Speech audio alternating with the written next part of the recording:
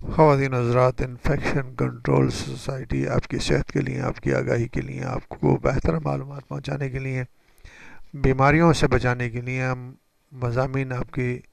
سماعت کے لیے پیش کرتے ہیں۔ رومیٹک ہارٹ ڈیزیز کے بارے میں بتانا چاہیں گے، جو کہ ایک گروپ ہے کارڈیو واسکولر ڈیزیز کا۔ رومیٹک رومیٹک ہارٹ ڈیزیز جو ہے وہ اس کی وجہ جو ہے، اس کے اسباب جو ہیں، وہ دل کی جو نقصان پہنچتا ہے، خاص طور پر دل کے اندر جو والوز ہوتے ہیں اور ہارٹ کے مسلس جو ہوتے ہیں، ان کی انفلیمیشن کی وجہ سے اور اسکارنگ کی وجہ سے، یعنی کہ اس کے اندر جو زخم بن جاتے ہیں دل کے اندر، دل کی سطح پہ، اور وہ زخم جو بنتے ہیں وہ رومیٹک فیور کی وجہ سے بنتے ہیں۔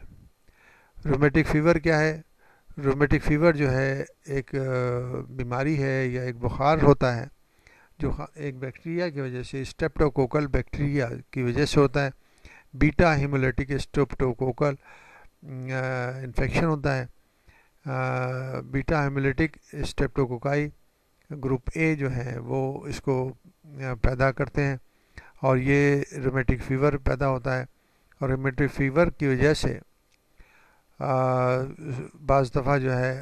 وہ سور تھروٹ ہوتا ہے، ٹونسلائٹس ہوتی ہے، اور یہ جراثیم جو ہے وہ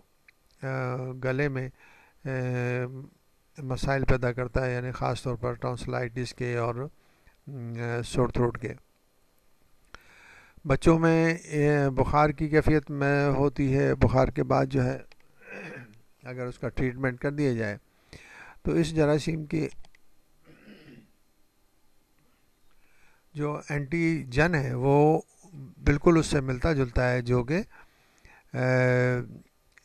دل کی انر لائننگ ہے اور والوز کی جو لائننگ ہے اس سے اس کا اینٹیجینک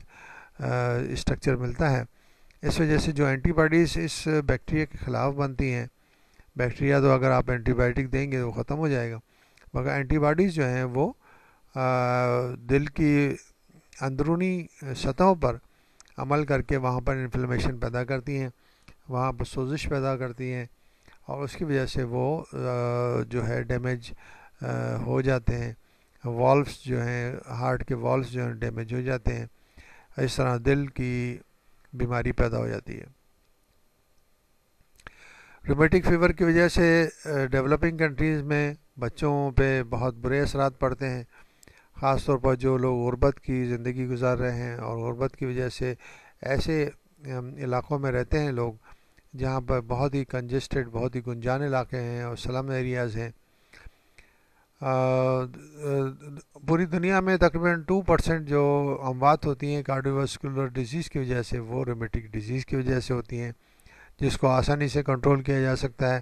جس کو احتیاطی تدابیر کے ذریعے اور صحت صفائی کے اصولوں پہ عمل کر کے اس کو کنٹرول کیا جا سکتا ہے۔ اس طرح جو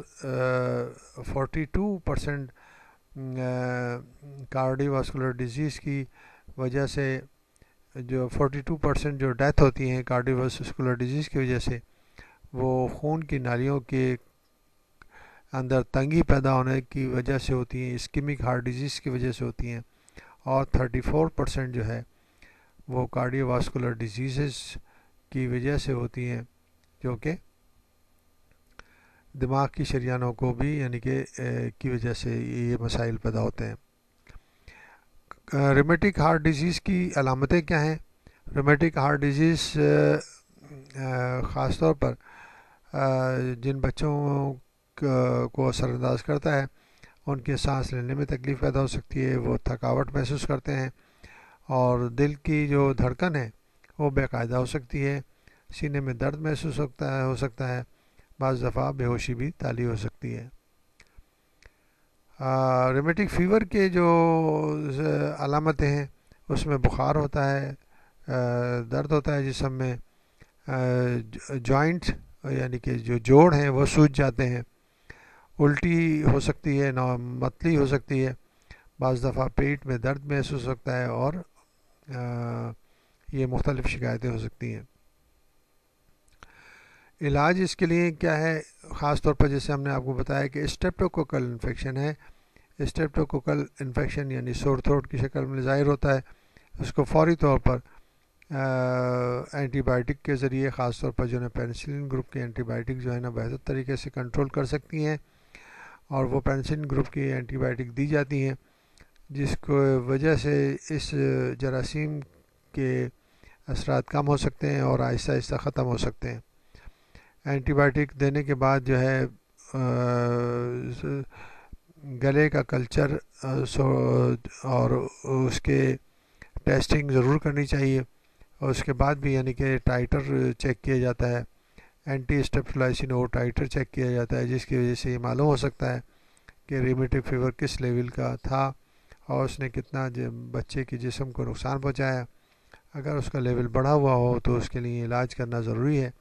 تاکہ وہ جو اینٹی باڈیز ہیں جو جراثیم کے خلاف بن گئی ہیں وہ دل کو نقصان نہ پہنچا سکیں اور دل کو ڈیمیج نہ کر سکیں۔ تو احتیاطی تدابیر اختیار کر کے ہم ریمیٹک فیور کے مسائل سے بچ سکتے ہیں۔ ریمیٹک فیور اسی طرح ہے کہ مرض تو چلا جاتا ہے، بیماری تو جراثیم تو ختم ہو جاتا ہے، مگر اس کے آفٹر ایفیکٹس رہ جاتے ہیں۔